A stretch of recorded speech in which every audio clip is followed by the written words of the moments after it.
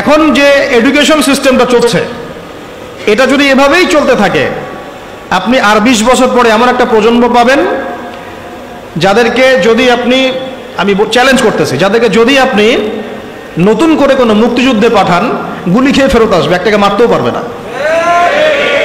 না দেশের প্রতি কোনো মহব্বত আছে, না উম্মার প্রতি কোনো মহব্বত আছে, না দেশের জন্য কিছু করতে পারবে, না জাতির জন্য, না উম্মার জন্য। সবচেয়ে বড় স্তর হচ্ছে উম্মার জন্য।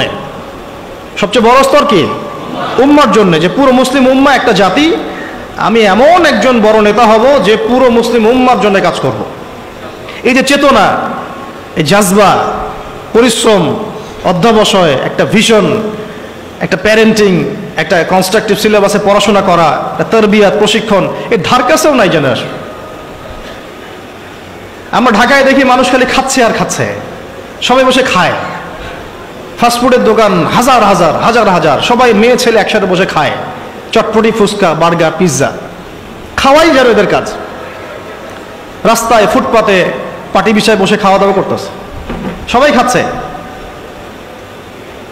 গল্পগুজব করছে, গোল গোল হয়ে বসে বসে মোবাইলে কি কি জানে করতেছে, গোল হয়ে 10 জন বসে আছে একসাথে।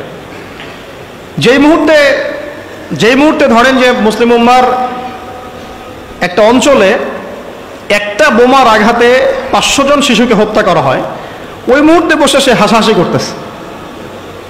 ওই মুহূর্তেও তার কোনো ফিকির নাই, নামাজের সেজদায় একটু দোয়া করব, আমি আল্লাহর দিকে ফিরে আসি, ওগুলো অনেক দূরের কথা, বাদ দেন। শুধু এতটুকু ফিকির যে আচ্ছা আমি দুনিয়াতে আছি কেন, আমি দুনিয়াতে এসেছি কেন। এক সময় তো আমি ছিলাম না, আবার এক সময় আমি থাকবো না, কেউ এসে চিরস্থায়ী হতে পারে নাই, তো আমরাও পারবো না। তো আল্লাহ পাক আমাদেরকে সৃষ্টিটা করলেন কেন? আমার কাছে আমার রব কি চান?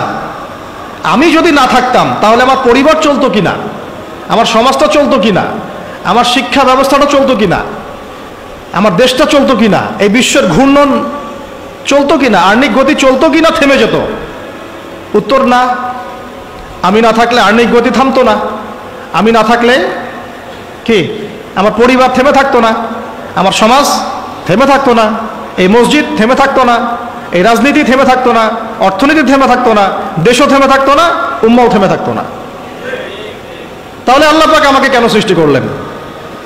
আমার কি রোল আছে এখানে, আমার কি ভূমিকা? এই এতটুকু চিন্তা করার মতো আমাদের জেনারেশন আমরা পাচ্ছি না। আপনারা ফোন বের করে ছবি তুলতেছেন, ভাবেন এগুলো নিয়ে।